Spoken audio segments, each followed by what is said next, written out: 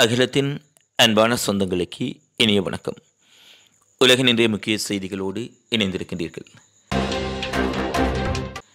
அமெரிக்க சுகாதார மைய இயக்குநராக இந்திய வம்சாவளியைச் சேர்ந்த பேராசிரியர் நியமிக்கப்பட்டிருப்பதாக ட்ரம்ப் அறிவிப்பு.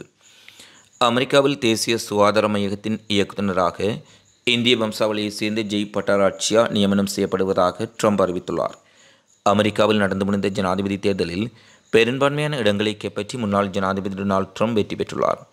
இதனைத் தொடர்ந்து பல்வேறு பதவிகளுக்கான ஆட்களை அவர் நியமித்து வருகின்றார். அந்த வகையில் அமெரிக்காவின் மிக முக்கிய பதவியான தேசிய சுகாதார மைய இயக்குநராக இந்திய வம்சாவளியைச் சேர்ந்த ஜெய் பட்டாராச்சியா என்பவர் நியமனம் செய்யப்படுகின்றார் என ட்ரம்ப் அறிவித்துள்ளார். அமெரிக்காவை மீண்டும் சுகாதார நாடாக பட்டாராச்சியா மற்றும் அவருடைய குழுவினர் உருவாக்குவார்கள் என ட்ரம்ப் சார்பில் தெரிவிக்கப்பட்டுள்ளது.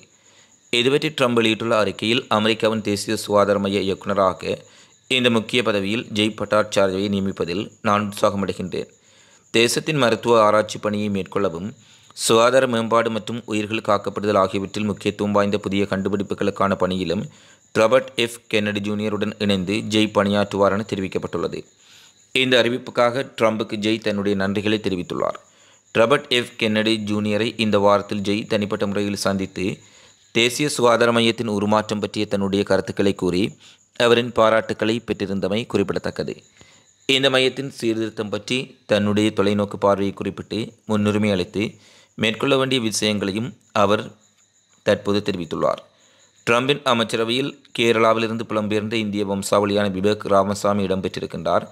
எலன் மாஸ்குடன் இணைந்து அவர் பணியாற்றுவார் என அறிவிக்கப்பட்ட சூழ்நிலையில், ஜனநாயக கட்சியைச் சேர்ந்த முன்னாள் உறுப்பினரான முதல் இந்து பெண்ணான துளசி கபாட்டும் ட்ரம்ப் அமைச்சரவையில் இடம்பெற்றுள்ளமை குறிப்பிடத்தக்கது. ஊழல் வழக்கிலிருந்து பங்களாதேஷ் முன்னாள் பிரதமர் கலிதா ஜியா விடுவிக்கப்பட்டுள்ளார். பங்களாதேஷின் பிரதமராக கலிதா ஜியா கடந்த 1991 முதல் 1996 வரையிலும் அதன் பின்னர் 2001 முதல் 2006 வரையிலும் பதவி வகித்தார். இவர் தனது பதவிக்காலத்தின் போது ஜியா அறக்கட்டளை என்ற தொண்டு நிறுவனத்தின் மூலம் அதிகாரத்தை தவறாக பயன்படுத்தி பணம் சேர்த்ததாக குற்றச்சாட்டு எழுந்தது. இது தொடர்பாக கலிதா ஜியா உட்பட 4 பேர் மீது 2011 ஆண்டு ஊழல் வழக்கு பதிவு செய்யப்பட்டது. இந்த வழக்கில் கலிதா ஜியாவுக்கு 7 ஆண்டுகள் சிறை தண்டனை விதித்து கடந்த 2018 ஆண்டு டாக்கா நீதிமன்றம் உத்தரவிட்டது. பின்னர் அந்த தண்டனை 10 ஆண்டுகளாக உயர்த்தப்பட்டது. இதற்கிடையில் ஜியா ஆதரவற்றோருள்ள அறக்கட்டளை என்ற தொண்டு நிறுவனம் மூலம் மோசடி செய்ததாக கூறி மற்றொரு வழக்கில் 5 ஆண்டுகள் சிறை தண்டனை விதிக்கப்பட்டது. இதனையடுத்து சுமார் 726 நாட்கள் சிறையில் இருந்த கலிதா ஜியா கொரோனா ஊரடங்கு உள்ளிட்ட காரணங்களினால் 2020 ஆண்டு மார்ச் 25 வீட்டு சிறைக்கு மாற்றப்பட்டார்.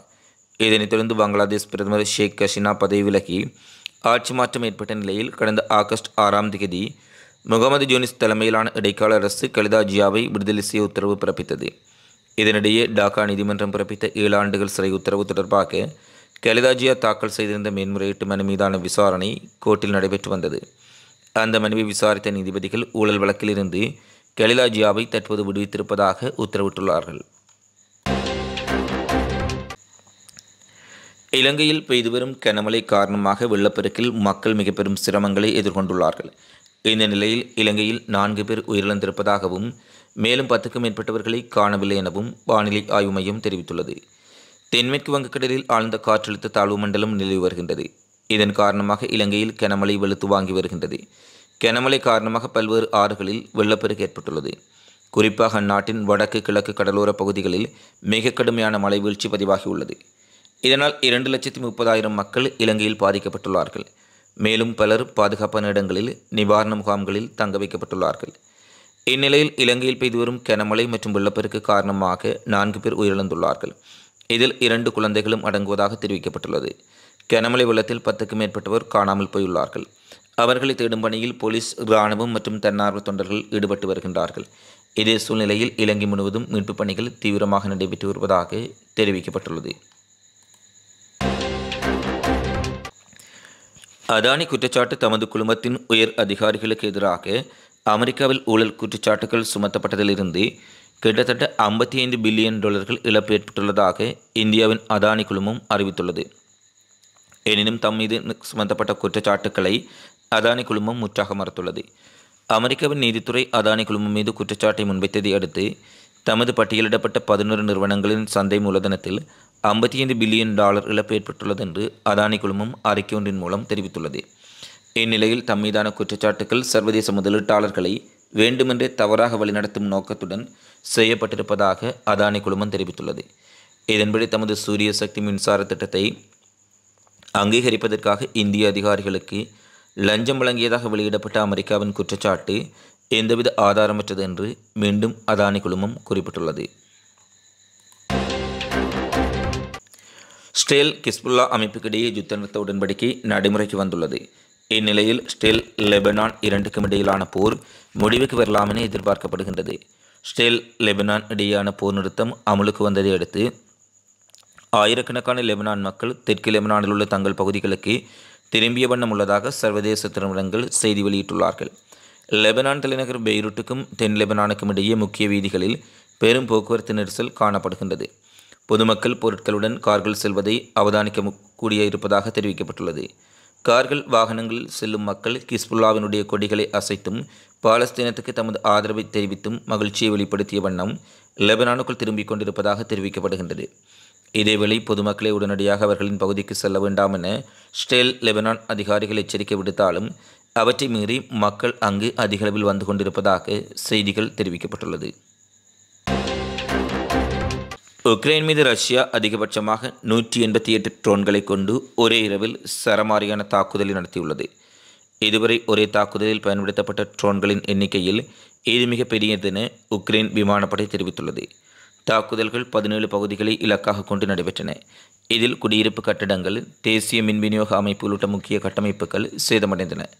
பெரும்பாலான ட்ரோன்கள் சுட்டு வீழ்த்தப்பட்டதாகவும் உயிரிழப்புகள் எதுவும் இல்லை எனவும் உக்ரைன் அதிகாரிகள் தெரிவித்துள்ளார்கள். இந்த தாக்குதல் கடந்த சில மாதங்களாக ரஷ்யா தொடர்ச்சியாக மேற்கொண்டு வரும் நெருக்கடிமிக்க தாக்குதலில் ஒன்றாகும் என அவர்கள் தெரிவித்துள்ளார்கள். உக்ரைன் தலைநகர் கீவின் மீது செய்யப்பட்ட இந்த தொடர்ச்சியான ட்ரோன் மற்றும் ஏவுகணை தாக்குதல்களினால் மக்கள் மிகுந்த அச்சத்துக்குள்ளாகி இருக்கின்றார்கள். டொனாஸ்க் பகுதியின் மையத்தில் ரஷ்யா தன்னுடைய நிலைப்பாட்டை வலுப்படுத்தி வருகின்றது. அமெரிக்க ஆய்வு நிறுவனமான போர் ஆய்வு நிறுவனம் உக்ரைனின் பாதுகாப்பு முற்றிலும் உடைந்து விடுவதற்கான ஆபத்து எதுவும் இல்லை. எனினும் ரஷ்யா தனது படிப்படியாக நிலப்பரப்பை விரிவாக்கி வருகின்றது. இதனிடையே எதிர்வரும் குளிர்காலம் உக்ரைனுக்கு பல சவால்களை உருவாக்கியுள்ளது. மின் விநியோக சேவைகள் நம்பகத்தன்மை குறைவாக உள்ளன. மேலும் புதிய அரசின் கீழ் அமெரிக்காவின் ஆதரவு குறையக்கூடும் என எதிர்பார்க்கப்படுவதால் உக்ரைனை ரஷ்யா இலகுவாக தோற்கடிக்கும் வாய்ப்புகள் இருப்பதாகவும் செய்திகள் வெளியாகியுள்ளது. ரஷ்ய போர்க்களத்தில் அதிநவீன கடற்படை கப்பல்களையும் புதிய கடற்படையை நிலைநிறுத்தியதால் உக்ரைன் இராணுவத்திற்கு புதிய வழியில் சிக்கல் ஏற்பட்டுள்ளது. நவம்பர் 27 அன்று ரஷ்ய பாதுகாப்பு அமைச்சகம் சிறப்பு கமாண்டோ கடல் பிரிவு செயற்பாட்டின் வீடியோவை வெளியிட்டது. கிராட் எம்எல்ராஷ் உடைய உக்ரைனிய ஆயுதப்படைகளின் நிலையை ரஷ்யாவின் சிறப்பு கடல் பிரிவு தாக்கியளித்திருப்பதாக மாஸ்கோ குறிப்பிட்டுள்ளது. கருங்கடல் கடற்படையின் கடற்படையினர் குருக்ஸ் பிராந்தியத்தில் உக்ரைனிய வள்ளங்களை கைப்பற்றியதாகவும் ரஷ்ய இராணுவம் குறிப்பிட்டிருப்பதுடன் ரஷ்ய கடல் வழியாகவும் பல்வேறுபட்ட பகுதிகளில் தாக்குதலை விரிவுபடுத்த உள்ளதாக தெரிவித்திருப்பது உக்ரைன் இராணுவத்திற்கு புதிய சிக்கலை ஏற்படுத்தியுள்ளது. இவை இன்றைய நாளில் வெளியான உலகின் மிக முக்கியமான செய்தி பதிவுகளாக பதிவாகி இருக்கின்றன. தொடர்ச்சியாக உலகெங்கு நடைபெறும் செய்திகளை உடனுக்குடன் அறிந்து கொள்ள அகிலத்தோடு இணைந்திருங்கள்.